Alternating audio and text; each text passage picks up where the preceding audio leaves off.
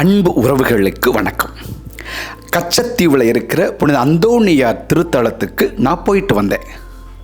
செம்ம ஃபீலுங்க அது. அந்த திருத்தலத்துக்கு தான் உங்களை நான் கூட்டிகிட்டு போக இருக்கிறேன். முழுக்க வீடியோ காட்சியோட அங்கே என்ன நடந்தது, ஏது நடந்தது, எப்படி நடந்தது எல்லாத்தையும் இந்த காணொளியில் நாம் பார்க்க போகிறோம்.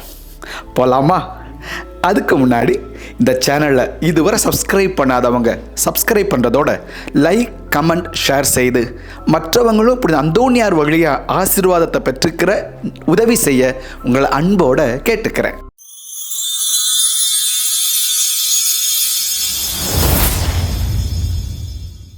கச்சத்தீவு போகிறதுக்கு முதல்ல விண்ணப்ப படிவம் வாங்கணும். இந்த 2026 வருஷம் ஜனவரி மாதம் 15ஆம் தேதி விண்ணப்ப படிவங்கள் கொடுக்க ஆரம்பித்தாங்க. விண்ணப்ப படிவங்களை நேராக வந்து தான் வாங்கணும்னு சொல்லிட்டாங்க. ஆனாலும் கூட ஒரு சில நண்பர்கள் வழியாக வாங்கினதும் உண்டு. இந்த விண்ணப்ப படிவங்களை வாங்கி நான் பதிவு செய்து கொடுக்கும் பொழுது படகுல போகிறவங்களுக்கு ஒரு நபருக்கு 2000 வீதம் வாங்கினாங்க. சில இடங்களில் முன்ன பின்ன இருந்திருக்கலாம். வல்லத்திலையும் போனாங்க. வல்லத்தில் போனவங்களுக்கு எவ்வளோதுன்னு எனக்கு தெரியலை. இந்த விண்ணப்ப படிவங்களை வாங்கி பதிவு செய்து கொடுத்த பிறகு நாம் போலீஸ் வெரிஃபிகேஷனுக்கும் பதிவு செய்யணும். அதுக்கு ஆன்லைனில் போய் நம்ம பதிவு செய்யணும். அதுக்கு ஒரு 500 ரூபாய் கட்டணும். இந்த வருஷம் அவ்வளோதான் கட்டணும். இந்த பதிவு செய்த பிறகு நமக்கு ஒரு நம்பர் வரும், போலீஸ் வெரிஃபிகேஷன் PVR நம்பர் நமக்கு வரும். அதை டவுன்லோட் பண்ணி வச்சுக்கிறணும். அதன் பிறகு நம்முடைய காவல் நிலையத்திலிருந்து நமக்கு அழைப்பு வரும், நேராக வாங்க அப்படின்னும். நாங்கள் நேராக போனோம். ஒரு பாஸ்போர்ட் சைஸ் ஃபோட்டோ, நம்முடைய ஆதார் அட்டையோட நகல், இது எல்லாத்தையும் கொடுத்தோம். நான் கொடுக்கும் பொழுது அந்த காவல் நிலையத்தில் இருந்து என்கிட்ட எந்த பணமும் கேட்கல அவங்க. ஆனால் ஒரு சில இடங்களில் அவங்க கூடுதலாக கொஞ்சம் பணம் கேட்டதாக என் காதுக்கு வந்தது. ஆனாலும் அதோட உண்மைத்தன்மை எனக்கு தெரியலை. இது எல்லாம் முடிஞ்ச பிறகு அடுத்து ஒரு வாரம் கழிச்சோ ஒரு மாதம் கழிச்சோ திரும்ப எனக்கு ஒரு அழைப்பு வந்தது. உங்களுக்கும் வரும். அந்த அழைப்பில் திரும்ப கேட்பாங்க, நீங்கள் யார், எந்த ஊர், என்ன செய்கிறீங்க, எல்லாமே கேட்பாங்க. ஏன்னா குற்ற வழக்கு எதுவும் இருக்கக்கூடாது. பார்த்தீங்களா, கச்சத்தீவுங்கிறது இப்போ இலங்கை நாட்டோடு சேர்ந்தது. குற்ற வழக்கு எதுவும் இல்லை அல்லது இருக்குது அப்படிங்கிறத அவங்க ஆன்லைனில் பதிவு பண்ணிடுவாங்க. அங்கே பதிவு செய்யப்பட்ட பிறகு அந்த படிவத்தையும் நம்ம தரவிறக்கம் செஞ்சு வச்சுக்கிறணும். பயண நாள் அன்றைக்கு நம்மள்ட்ட ஆதார் அட்டையோட ஒரிஜினல் இருக்கணும், ஆதார் அட்டையோட நகல் இருக்கணும். அதோடு கூட மிக முக்கியமாக இந்த PVR ரிப்போர்ட், இந்த போலீஸ் வெரிஃபிகேஷனுடைய முடிவும் அந்த பேப்பரும் நம்ம கையில் இருக்கணும். இது எல்லாத்தையும் வச்சுக்கிட்டு தான் என்றைக்கு பயணம் புறப்படுறோமோ அந்த நாள் நம்ம ராமேஸ்வர கடற்கரைக்கு போகிறோம். நமக்கு ஏற்கனவே ஒரு பயண அட்டை கொடுத்துருவாங்க. இந்த பாருங்கள், இது இப்படி தான் இருக்கும். இந்த பயண அட்டை கொடுக்கும் பொழுதே நம்ம எத்தனை மணிக்கு கடற்கரைக்கு வரணும்னு சொல்லிடுவாங்க. அங்கே எப்படி ஒரு 3 மணி நேரம் ஆகும் அங்கே உள்ள வேலைகள்லாம் முடிகிறதுக்கு. நாங்கள் முதல் 6 போட்டுக்குள்ளே நாங்கள் இருக்கிறதுனால நான்லாம் சீக்கிரமே போயிட்டேங்க. இங்கே பாருங்கள் எவ்வளோ இருட்டாக இருக்குது அப்படின்னு. அப்போ அதிகாலையில் அங்கே போய் நிற்கும் பொழுது எல்லா திருப்பயணிகளுக்கும் அந்தந்த படகுக்காரங்க ஒரு பிரெட் பாக்கெட்டு, ஒரு ஜாம் டப்பா, ஒரு ஜூஸ் கொடுத்தாங்க. அதை கொடுக்கும் பொழுதே சொல்லிட்டாங்க, இதை பத்திரமா வச்சுக்கோங்க, இரவு உணவுக்கு உங்களுக்கு வேணும் அப்படின்னு. அப்போ மதிய உணவுக்கு என்ன செய்கிறது? மதிய உணவுக்கு நம்ம தான் கட்டி எடுத்துகிட்டு போகணும். ஒரு சிலர் 2-3 வேளைக்கு சேர்த்தே உணவுகளை ஒரு மாதிரி அட்ஜஸ்ட் பண்ணி கொண்டு வந்தவங்களையும் நாங்கள் பார்த்தோம். ஆக இந்த உணவுகள் எல்லாம் வாங்கிக்கிட்டு நாம் அடுத்து போக ஆரம்பிக்கிறோம். அப்படி போகும் பொழுது நம்ம கையில் மதிய உணவு கண்டிப்பாக இருக்கணும். இரவு உணவு அவங்க கொடுத்துட்றாங்க. தண்ணி ஓரளவு நம்ம கையில் இருக்கணும், நல்லது அது. அப்போ அங்கே போகும் பொழுது முதல்ல காவலர்கள் நம்மளை பரிசோதிப்பாங்க. அடுத்து குடியேற்ற பிரிவினர் நம்மை பரிசோதிப்பாங்க. 3வதாக சுங்கத்துறையினரும் நம்மை பரிசோதிப்பாங்க.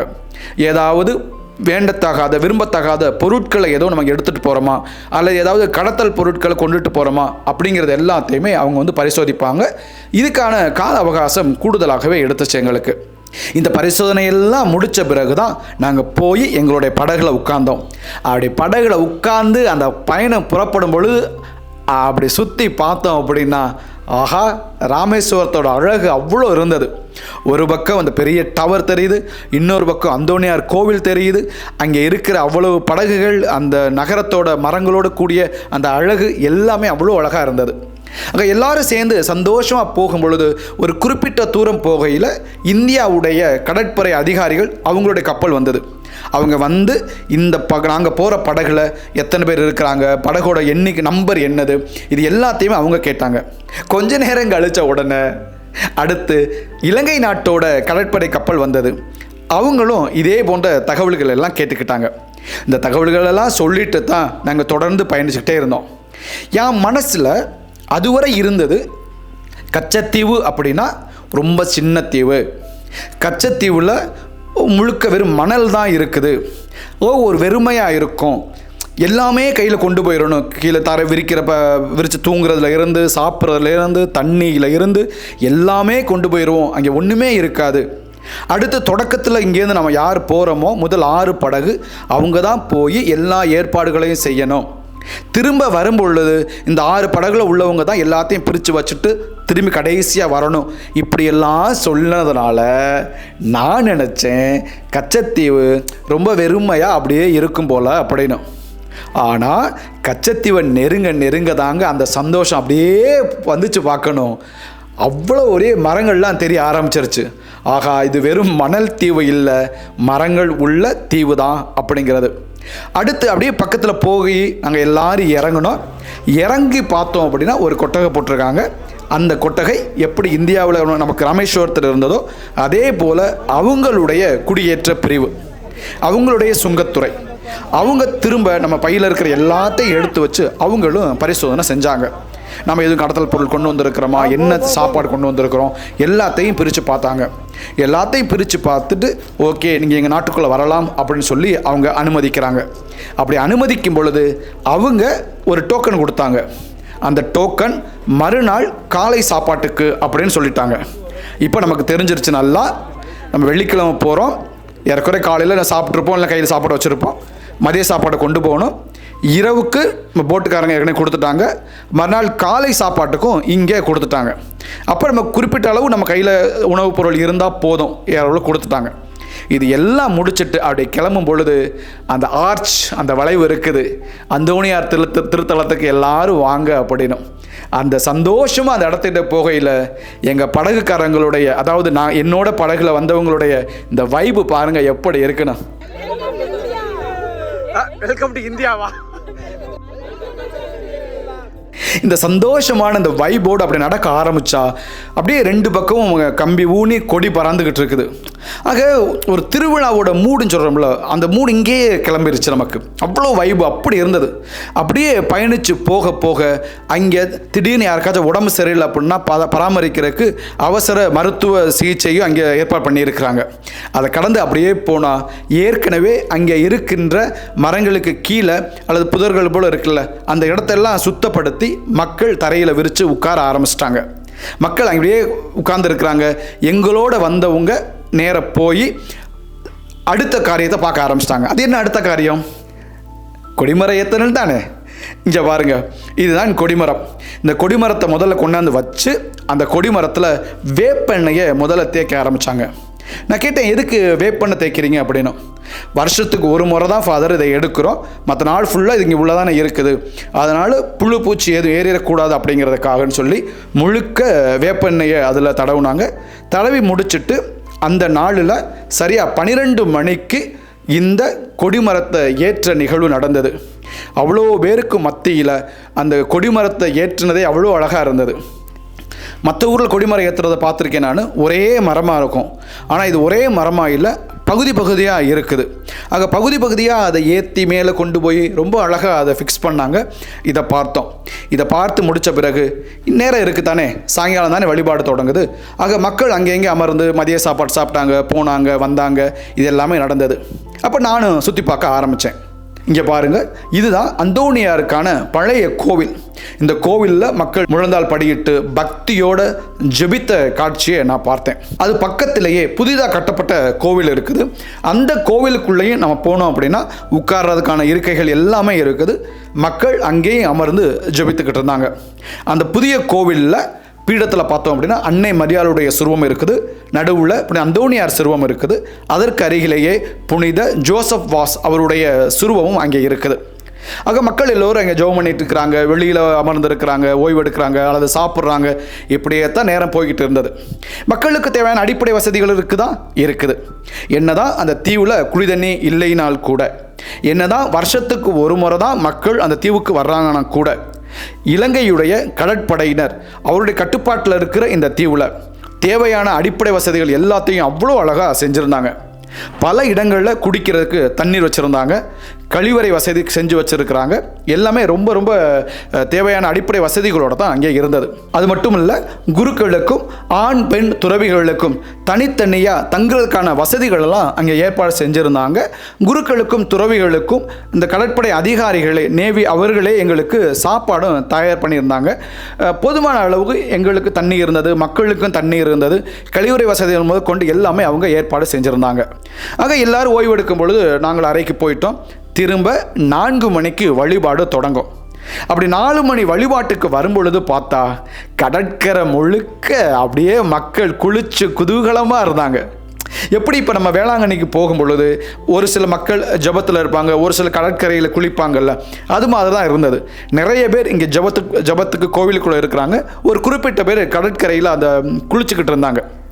மதியம் பார்த்ததுக்கும் சாயங்காலம் பார்த்ததுக்கும் அவ்வளோ வித்தியாசம். தீவு அப்படியே நிறைஞ்சு வழி ஆரம்பிச்சிருச்சு அந்த பகுதி. ஜெபமாலைக்கு முன்ன திருவிழாவுக்கான கொடி ஏற்றப்பட்டது. அந்தோனியார் கொடி பட்டொளி வீசி பறந்து எல்லா மக்களுக்கும் ஆசீர்வாதத்தை கொடுத்தது. திருஜெபமாலை தொடங்கியது. திருஜெபமாலையை வழிநடத்தியது இலங்கையைச் சேர்ந்த அருள் தந்தையர்கள் தான். அதே போல் திருப்பலி கருத்துக்களை காலையிலேருந்தே வாசித்துக்கிட்டு இருந்தாங்க. இந்த திருப்பலி கருத்துக்களை வாசித்தவர்களும் அருள் தந்தையர்கள் தான். ஆக அருள் தந்தையர்கள் வாசிக்கிறாங்க, அருள் தந்தையர்கள் ஜெபமாலை நடத்துகிறாங்க. இந்த திரு ஜெபமாலை முடிந்த பிறகு அங்கே சிலுவை பாதை தொடங்கியது. அந்த சிலுவை பாதையை ஒரு 7 நிலைகளை நம்ம இந்தியாவை சேர்ந்த, நம்ம தமிழ்நாட்டை சேர்ந்த குருக்கள் வாசித்தோம். 7 நிலைகளை இலங்கையை சேர்ந்தவர்கள் வாசித்தாங்க.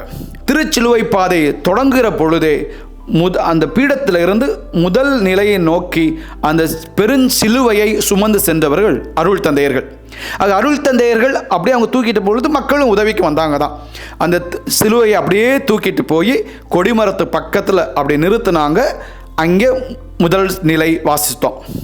அங்கேருந்து அப்படியே வாசித்ததுக்கு பிறகு அங்கேருந்து 2வது நிலை, 3வது நிலைன்னு சொல்லி கோயிலை சுற்றி அந்த திருச்சிலுவை பாதை வந்தது. இப்படி அந்தோனியாருடைய பரிந்துரையால், இறைவனுடைய ஆசீர்வாதத்தால் எனக்கு இந்த திருச்சிலுவை பாதையில் முதல் நிலையை வாசிக்கக்கூடிய ஒரு ஆசீர்வாதமும் எனக்கு கிடைச்சது. நீதிபதியோ கூண்டில் நிற்கின்றார். இந்த அடிவருடைய கூட்டத்தின் ஆரவார ஒலிக்கு முன் ஆண்டவர் இயேசு அமைதியாகின்றார். சர்வ வல்லமை படைத்திருந்தும் சாமானியர்களின் சட்டத்திற்கு முன் சரணடைகின்றார். நீ அரசனா என்று அறியாமை கேள்விக்கும், உண்மையா அது என்ன என்ற நையாண்டி கேள்விக்கும் அவர் பதிலாக கொடுத்தது சலனமில்லா மௌனம் மட்டுமே. மாசற்ற செம்மறியவர் என்பதை மனதார அறிந்தும் கூட தன் மனசாட்சியை மறைத்துவிட்டு பொய் தீர்ப்பு எழுதுகிறான் கொடியவன் பிலாத்து. தன்னல மிகுந்த தலைமை குருக்களோடும் பாவத்தில் உழலும் பரிசேயரோடும் இணைந்து ஒரு மாபெரும் வரலாற்று பிழைக்கு தொடக்க உரை எழுதுகிறார். திருச்சிலுவை பாதை முடிகிறதுக்கே 1 மணி நேரத்துக்கு மேல் ஆனது. அதற்கு பிறகு திருப்பலி நடைபெற்றது. தமிழ்நாட்டில் இருக்கிற சிவகங்கை மறைமாவட்டத்திட முதன்மை குரு அருள் தந்தை அருள் ஜோசப் அவர்கள் திருப்பலி நிறைவேற்ற, பாளையங்கோட்டை மறைமாவட்டத்தைச் சேர்ந்த மூத்த குரு அருள் தந்தை ஜோமிக்ஸ் அவர்கள் மறையுரை நிகழ்த்தினாங்க. அவ்வளோ அழகான மறையுரை, அப்படியே பின் ட்ராப் சைலன்ட் சொல்லுவோம்ல, அவ்வளோ அமைதியாக இருந்து மக்கள் கேட்டோம். நாங்கள் அந்தோனியார் என்ற ஒரு நபர் வாழ்ந்தாரா, அவர் எப்போ வாழ்ந்தார், அவர் செய்த கோடி கோடி அற்புத புதுமைகளுக்கான காரணம் எங்கேருந்து தொடங்கினது போன்ற வரலாற்று தகவல்களோடு, இன்னும் சொல்லப்போனால் வரலாற்று ஆய்வுகளின் அடிப்படையில் தான் அந்த மறையுரை அவங்க அமைச்சிருந்தாங்க. ரொம்ப நல்லா இருந்தது. திருப்பலி முடிஞ்ச பிறகு, திருப்பலி முடியும் பொழுது ஏறக்குறைய 7:40 ஆயிடுச்சு சாயங்காலம். திருப்பலி முடிஞ்ச பிறகு நற்கருணை ஆராதனை நடைபெற்றது. நற்கருணை ஆராதனையில் நல்ல பாடல் பாடி நல்ல ஒரு செய்தி, மறையுறை செய்தியும் சிவகங்கை மறைமாவட்டத்தைச் சேர்ந்த இளங்குரு அருள் தந்தை கிளின்டன் அவர்கள் கொடுத்தாங்க. அதற்கு பிறகு இலங்கையைச் சேர்ந்த கடற்படை அதிகாரிகள், காவலர்கள், அவங்க அந்தோணியார் சுரூபத்தை தோளில் சுமந்து கோயிலை சுற்றி அவர்கள் ஒரு சப்பரம் அல்லது ஒரு ஊர்வலம் போல அவர்கள் கொண்டு வந்து அந்தோணியாருக்கு நன்றி செலுத்தினார்கள், அந்தோணியாரை புகழ்ந்து பாடினார்கள். இவ்வாறு தான் அந்த ராத்திரி முடிஞ்சது. அது முடிஞ்ச பிறகு ராத்திரி அப்படியெல்லாம் சுற்றி வரலாம், பார்க்கலாம், எல்லாம் பயங்கர கூட்டம். எங்களுக்கு ரொம்ப ஆச்சரியமாக இருந்தது, எப்படி இவ்வளவு கூட்டம் வந்தது? 4000 இந்தியாவில் இருந்து, 4000 இலங்கையிலேருந்து தானே சொன்னாங்க. அப்படின்னா அங்கே தான் ஒரு தவறு நடந்திருக்குது, அல்லது அதிசயம் நடந்திருக்கா தெரியல, எப்படி சொல்கிறதுன்னு தெரியல. இந்தியாவிலிருந்து 4000 பேரில் ஒரு சிலர் பதிவு பண்ணவங்க வரலை, அப்படின்னால ஒரு 3700லேருந்து 800 வரை உள்ளே போனது.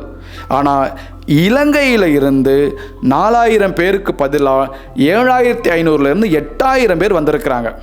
பல்வேறு பகுதிகளிலிருந்து, சொந்த படகுலேருந்து வந்திருக்கிறாங்க, அது பதிவு செய்து வந்திருக்கிறாங்க. அப்படிங்கிறதுனால அவங்க காவலர்கள் சொன்னது ஏறக்குறைய 12000 பேர் அங்கே வந்ததாக சொன்னாங்க. அதனால் இங்கே நம்ம நடந்தோம் அப்படின்னா நெருன்னு அப்படியே கால் வைக்கிறதுக்கு தான் இடம் சரியாக இருக்கும்.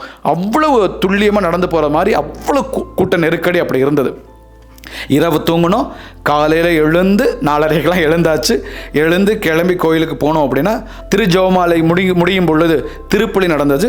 இந்த திருப்பலிக்கு இலங்கையில் இருக்கிற முக்கியமான அரசு அதிகாரிகள்லாம் வந்திருந்தாங்க, கப்பல் படை சார்ந்த முக்கிய அதிகாரிகள்லாம் வந்திருந்தாங்க. இந்த திருப்பலியை தலைமையேற்று நடத்தி அருமையான மறையுரை வழங்கியவர் யாழ்ப்பாண மறைமாவட்டத்தைச் சேர்ந்த முதன்மை குரு அருள் தந்தை ஜெபரத்னம்.